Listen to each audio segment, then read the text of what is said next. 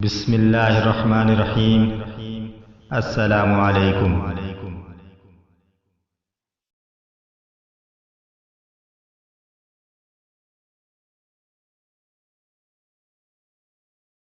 دوستو، ویڈیو شروع کرنے سے پہلے میری آپ سب سے گزارش ہے، اگر آپ نے ابھی تک ہمارے چینل دین کی شان کو سبسکرائب نہیں کیا تو ابھی سبسکرائب کر دیں اور برابر میں گھنٹی کے نشان کو بھی دبا دیں، جس سے آپ کو ہماری نئی آنے والی ویڈیوز کا نوٹیفیکیشن ملتا رہے گا۔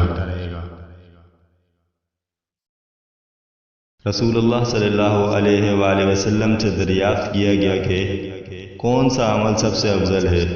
آپ صلی اللہ علیہ وآلہ وسلم نے فرمایا، اللہ اور اس کے رسول پر ایمان لانا۔ کہا گیا، اس کے بعد کون سا؟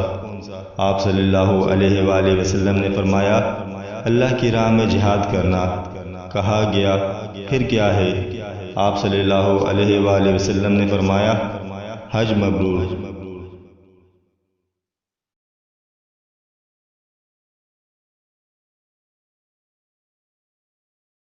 حضرت عامر بن سعد بن ابی وقاص نے اپنے والد سعد رضی اللہ تعالیٰ عنہ سے سن کر یہ خبر دی کہ آپ صلی اللہ علیہ وآلہ وسلم نے چند لوگوں کو کچھ عطیہ دیا اور سعد رضی اللہ تعالیٰ عنہ وہاں موجود تھے۔ وہ کہتے ہیں کہ آپ صلی اللہ علیہ وآلہ وسلم نے ان میں سے ایک شخص کو کچھ نہ دیا، حالانکہ وہ ان میں مجھے دیکھنے میں سب سے زیادہ پسند تھا۔ میں نے کہا، یا رسول اللہ، آپ نے فلاں کو کچھ نہ دیا، حالانکہ میں اسے مومن گمان کرتا ہوں۔ آپ صلی اللہ علیہ وآلہ وسلم نے فرمایا، مومن یا مسلمان؟ میں تھوڑی دیر چپ رہ کر پھر پہلی بات دہرانے لگا۔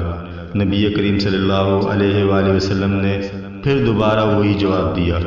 پھر آپ صلی اللہ علیہ وآلہ وسلم نے فرمایا، اے سعد، باوجود یہ کہ ایک شخص مجھے زیادہ عزیز ہے، پھر بھی میں اسے نظر انداز کر کے کسی دوسرے کو اس خوف کی وجہ سے یہ مال دے دیتا ہوں کہ وہ اپنی کمزوری کی وجہ سے اسلام سے پھر جائے اور اللہ اسے آگ میں اوندھا ڈال دے۔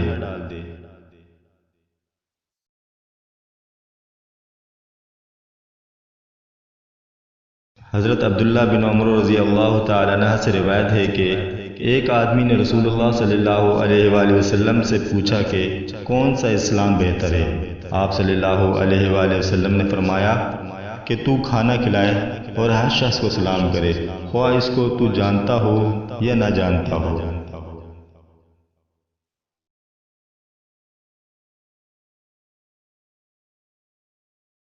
عبداللہ ابن عباس رضی اللہ تعالیٰ عنہ نقل فرماتے ہیں کہ نبی کریم صلی اللہ علیہ وآلہ وسلم نے فرمایا، مجھے دوزخ دکھلائی گئی تو اس میں زیادہ تر عورتیں تھیں جو کفر کرتی ہیں۔ کہا گیا، یا رسول اللہ، وہ اللہ کے ساتھ کفر کرتی تھی؟ آپ صلی اللہ علیہ وآلہ وسلم نے فرمایا کہ وہ خاوند کی ناشکری کرتی تھی اور احسان کی ناشکری کرتی تھی۔